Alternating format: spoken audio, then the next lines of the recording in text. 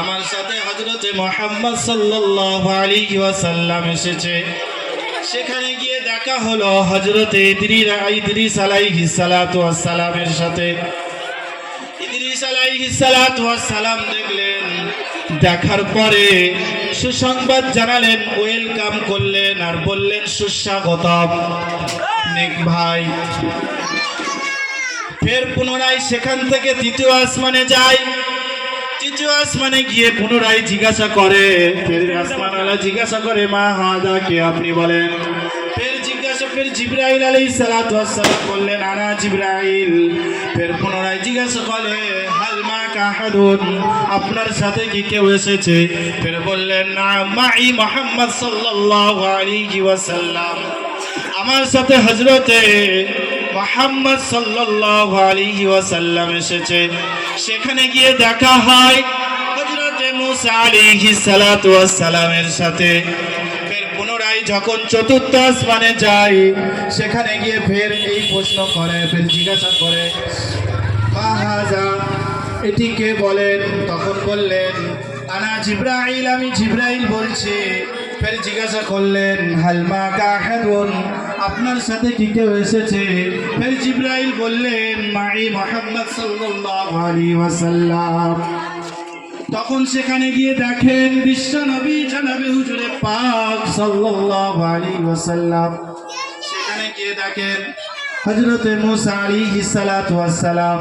তখন জিজ্ঞাসা করলেন, কুলতু ইয়া জিবরাইল, তুমি বলো এই ব্যক্তিটিকে।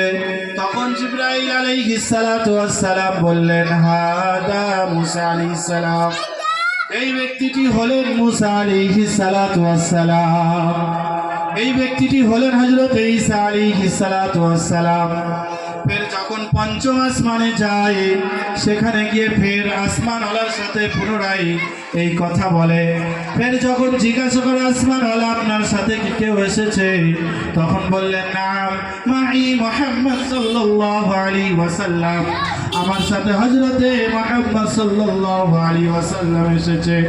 সেখানে গিয়ে বিশ্বনবী এক ব্যক্তিকে দেখতে পায়। দেখার পরে জিবরাইল আলাইহিস সালাতু ওয়াস সালামকে জিজ্ঞাসা করে, কুলতু ইয়া জিবরাইল, এ জিবরাইল, তুমি বলো, মা হাযা, এই ব্যক্তিটিকে। তখন জিবরাইল আলাইহিস সালাতু ওয়াস সালাম ফের বলেন, হাদা ইব্রাহিম আলাইহিস সালাতু ওয়াস সালাম।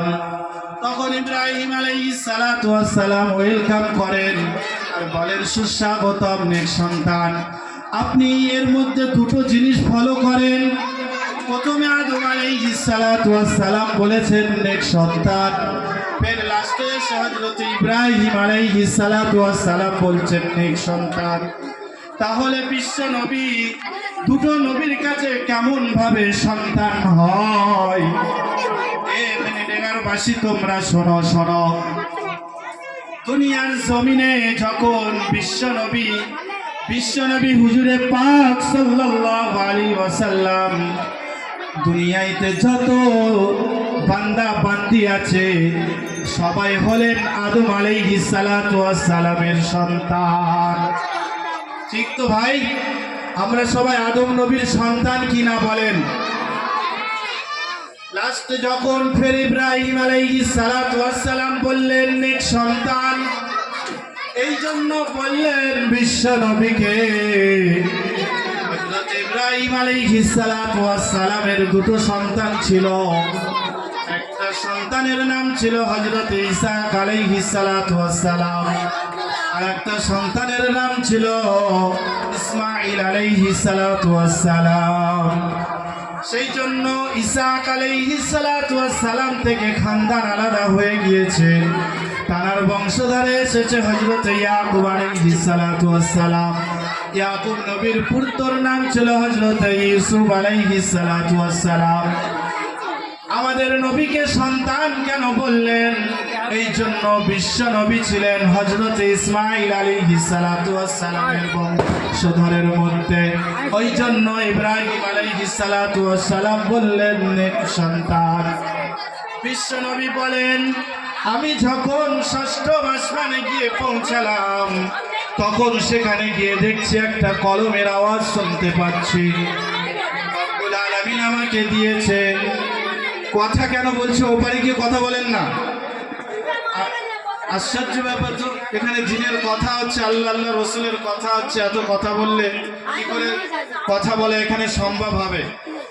ও চাচা, অসুবিধা হচ্ছে, যান না, খৈনি খেয়ে আসেন, যান যান, কথা কথা কম বলেন।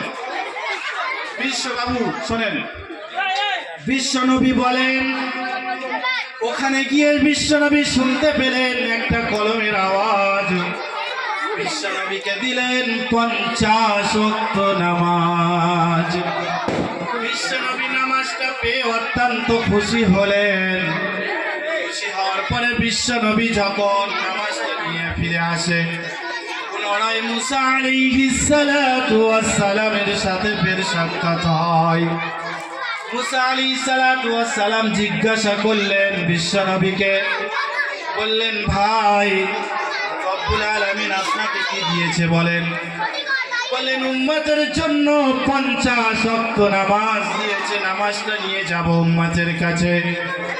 যখন বিশ্বনবীকে এই কথা, বিশ্বনবীর এই কথা যখন মুসা আলাইহিস সালাতু ওয়াস সালাম শুনলেন, শোনার পরে বললেন, আপনি ফিরে পুনরায় রব্বুল আলামিনের কাছে যান, কেন উম্মতের উপরে 50 ওয়াক্ত নামাজ অনেক ভারী হয়ে যাবে, উম্মত এটা গ্রহণ করতে পারবে না।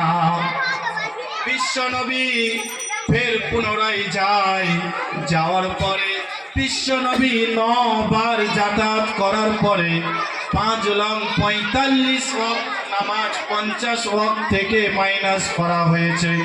45 থেকে 50 থেকে যদি 45 মাইনাস করে দিই, বাকি থাকে 2 ওয়াক্ত নামাজ, তাই তো ভাই? 5 ওয়াক্ত বলে, হুজুর কি বলবো, অঙ্ক কিন্তু করি কিন্তু হিসাব জানি না।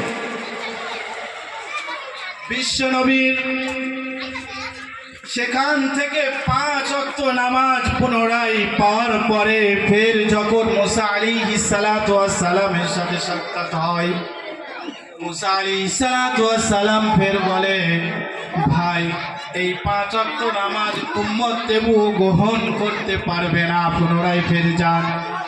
বিশ্বনবী মুসা আলাইহিস সালাতু ওয়াস সালামকে বললেন, ভাই আল্লাহ রাব্বুল আলামিনের কাছে যেতে এবার আমার লজ্জা লাগছে।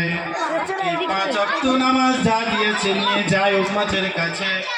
উম্মতের কাছে গিয়ে যখন বলবো, উম্মত অত্যন্ত খুশি হবে। বিশ্বনবী 5 ওয়াক্ত নামাজ নিয়ে পুনরায় বুরাকের উপরে সওয়ারি হয়ে গেলেন।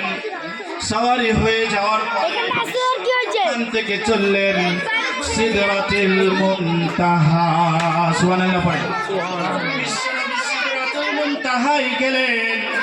যাওয়ার পরে ওখানে দেখলেন, আপনি কি জানেন যে সমস্ত বাচ্চারা ভূমিষ্ঠ হওয়ার সময় ইন্তেকাল হয়ে যায়, রব্বুল আলামিন সেই সমস্ত বাচ্চাদেরকে স্থান দান করে সিদরাতুল মুনতাহাইতে। খান থেকে গেলেন বিশ্বনবী, জান্নাতকে দেখলেন, জাহান্নামও দেখলেন। হায় আফসোস, উম্মত জাহান্নামকে দেখে উম্মতের জন্য অনেক কান্না করলেন বিশ্বনবী। উম্মতের জন্য অনেক কেঁদেছে বিশ্বনবী। যখন জাহান্নামকে দেখে, বলছে জাহান্নামের আযাব এত কঠিন আযাব, সেদিন যখন জাহান্নামীদেরকে জাহান্নামে নিক্ষেপ করা হবে, জাহান্নামী যখন জাহান্নামে চলে যাবে, জাহান্নামীদেরকে খাওয়ানো হবে। যখন জাহান্নামী বলবে, আমাকে পানির পিপাসা লেগেছে অনেক, তো পানি পান করানো হবে। এত অত্যন্ত গরম থাকবে সেই পানি। সেই পানি যখন মুখের সামনে আনবে, সেই পানির হাউলিতে যত শরীরের মাংস আছে সব খসে খসে নিচেই পড়ে যাবে। জাহান্নামের এত কঠিন ভয়ঙ্কর আওয়াজ। এ মুসলমান, চিন্তা করো, 60 বছরের জিন্দেগি যদি পেয়েছ আপনি, 60 বছর জিন্দেগিটা আপনি কি তামাশার জিন্দেগি পেয়ে গিয়েছেন? না না, এটা তামাশার জিন্দেগি না, এটা দুনিয়ায় জিন্দেগি। আল্লাহ রাব্বুল আলামিন যেটা দিয়েছে আপনাকে, আপনাকে এই জিন্দেগি রব্বুল আলামিনের হুকুম আর নবীর তরিকা পরিপূর্ণভাবে আদায় করতে হবে। বিশ্বনবী ওখান থেকে জাহান্নাম জান্নাত দেখলেন। দেখার পরে বিশ্বনবী দুনিয়ার জমিনে আসলেন। আসার পরে যখন এসে দেখছেন অজুর পানি টপ টপ করে নিচেই পড়ছে। যখন অজুর